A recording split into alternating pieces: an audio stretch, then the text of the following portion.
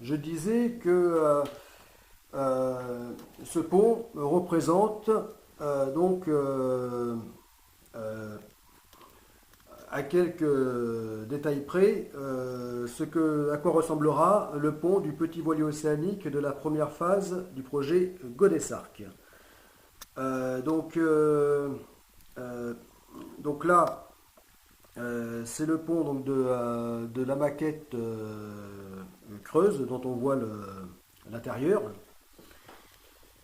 Euh, et cette maquette donc en dériveur intégral. Voilà.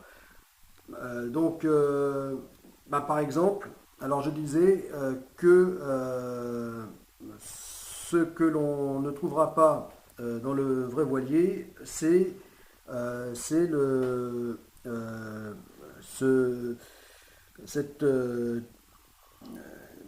cette surélévation du roof. Voilà, comme là, je reviens au dériveur intégral, eh bien, j'aurais intérêt à limiter au maximum les poids. Euh, voilà. Donc, à éviter d'avoir trop de poids et surtout trop en hauteur et dans les extrémités. Parce que le voilier en version dériveur intégral donc sera beaucoup plus sensible à la répartition des poids. Donc là où les choses seront nettement plus sensibles, eh bien c'est donc dans le centrage des poids. Voilà.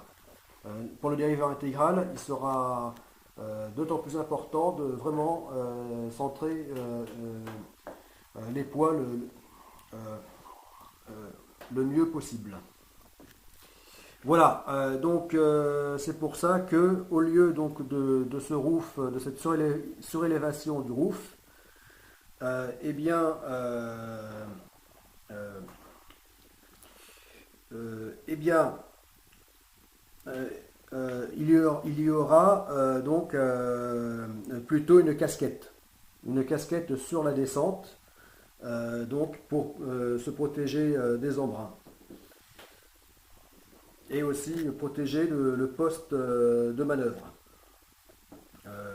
donc les winches, etc. Des embruns, voilà. Alors, le fait qu'il soit surélevé, le roof, c'était pour permettre une confortable timonerie intérieure. Enfin, confortable en termes de vue panoramique. Euh, mais en fait, euh, euh, le fait que les îloirs seront dégagés, puisque effectivement la configuration des îloirs sera similaire à ce qui est représenté ici, eh bien, dégagera donc le champ de vision et donc diminuera de beaucoup les angles morts. Ce qui fait que là, il ne sera plus nécessaire d'avoir, enfin plus indispensable, d'avoir une timonerie intérieure surélevée. Voilà, qui donc impliquait d'avoir cette surélévation du roof. Voilà. Donc cette surélévation du roof était encore possible avec la version Quillard. De même que ce que je comptais faire aussi, c'était allonger le roof, l'allonger vers l'avant, comme on voit ici.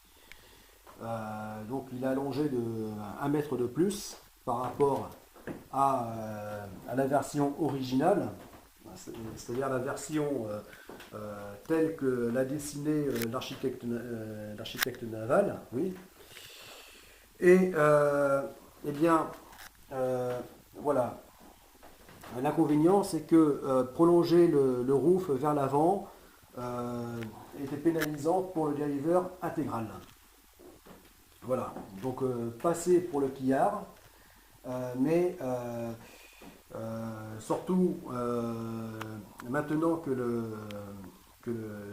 l'architecte naval de ces plans est décédé, eh bien je ne peux plus apporter de telles modifications. Enfin, ça me pose problème de faire de telles modifications sans avoir son avis.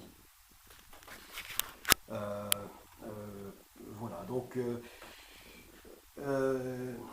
et puis par respect, voilà, je tiens à ce que finalement il garde vraiment son aspect du Chatham dans, dans ses lignes générales. L'aspect du Chatham Extreme 330 tel qu'il a dessiné. Voilà, donc c'est pour toutes ces raisons que je vais finalement respecter donc la dimension du roof de ces plans. Voilà. Euh, donc, comme là je reviens au dériveur intégral, eh bien oui, donc je ne vais plus prolonger le pont, le roof vers l'avant, comme je t'ai montré ici, et je ne vais plus donc faire cette surélévation du roof, ici. Voilà, ainsi donc ça sera nettement moins pénalisant pour le dériveur intégral. D'autant plus que, oui, autre raison pour laquelle je vais conserver cette maquette, c'est que tout de même, elle servira à représenter ce que sera le cockpit. Et surtout, ce que sera l'installation de la mini-cage de workout. Donc, pour faire de la musculation embarquée tout en produisant de l'énergie du bord électrique. Cette mini cage de musculation qui sera positionnée à l'arrière sur le cockpit, eh bien, entraînera du poids. Et en plus du poids à l'arrière et en hauteur.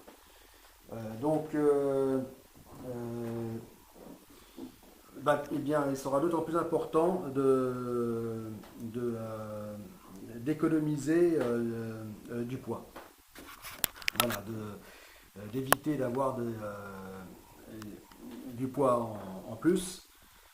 Et donc, le fait de ne pas allonger le roof, ni de ne pas rajouter une surélévation du roof, eh bien, évitera donc ce surplus de poids qui, de toute façon, enfin d'autant plus que malgré tout, il y aura un surplus avec cette cage de workout donc posée sur le cockpit. Voilà. Donc le tout réuni serait trop lourd. Voilà. En tout cas pour le dériveur intégral. Voilà. Donc, raison pour laquelle pour le dériveur intégral, eh bien, en termes de poids, il faut que je choisisse. Voilà. C'est soit installer la cage de workout sur le pont arrière, hein, sur le roof, ou augmenter le volume du roof. Voilà, c'est-à-dire l'augmenter en longueur et en hauteur. Voilà, mais là je ne pourrais pas faire les deux comme ça pouvait être le cas avec le quillard. Voilà,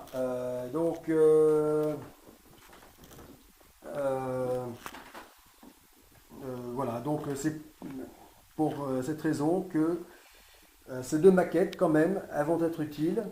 Donc elles vont pas tellement évoluer, hein, je vais en rester là. Je vais pas les avancer plus. Parce qu'encore une fois, je te dis, hein, ça m'énerve, je n'en peux plus. Là, j'ai trop besoin de la réalité, c'est-à-dire du véritable voilier. Voilà. parce que c'est le véritable voilier à l'échelle 1, en taille réelle, qui permettra d'avancer le projet Godesarc et enfin de le réaliser. Voilà,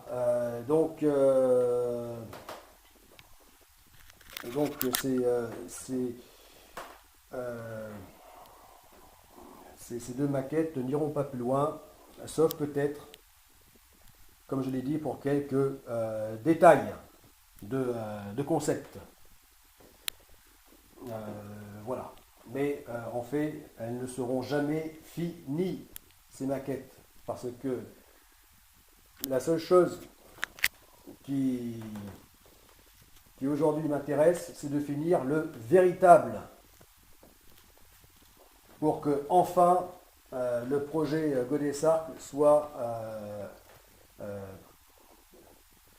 beau et grand projet Godesarc soit, et pas seulement la première phase, mais la seconde, soit réalisé et mené à son terme. Voilà. Donc,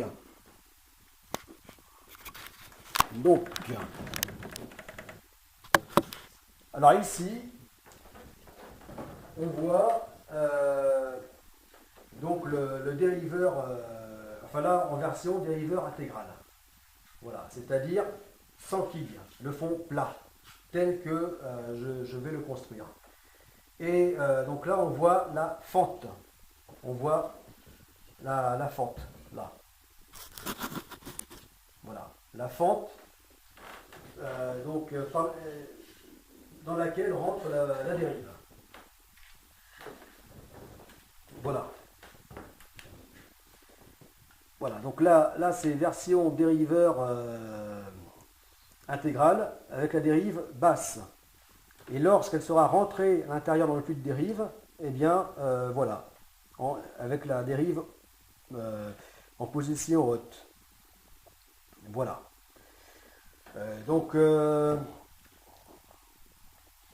Là, en vérité, il a son aileron. Le dériveur intégral a son aileron, ici. Aileron que n'a pas le quillard, puisque le quillard, eh bien, il a sa quille comme plan antidérive. Donc, il n'a pas besoin d'aileron. Voilà. Donc là, ben voilà le Chatham Extreme 330, donc dans sa version quillard. Voilà. Et là, donc, dans sa version dériveur intégral. Voilà, donc fond plat.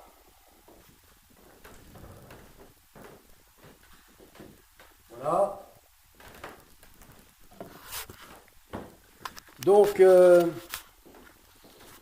alors ici, eh bien,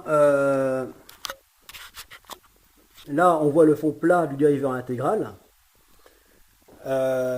et l'aileron que j'avais enlevé, l'aileron du dériveur, puisque j'y avais fixé la quille lorsque j'avais décidé de passer en version quillard.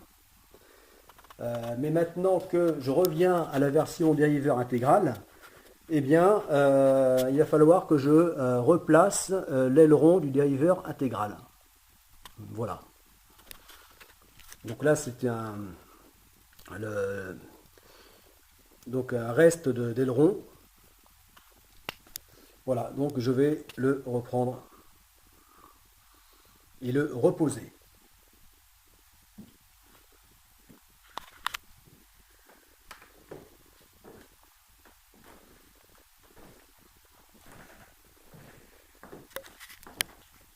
Voilà. Bon, je stoppe la vidéo et la reprends pour une troisième fois.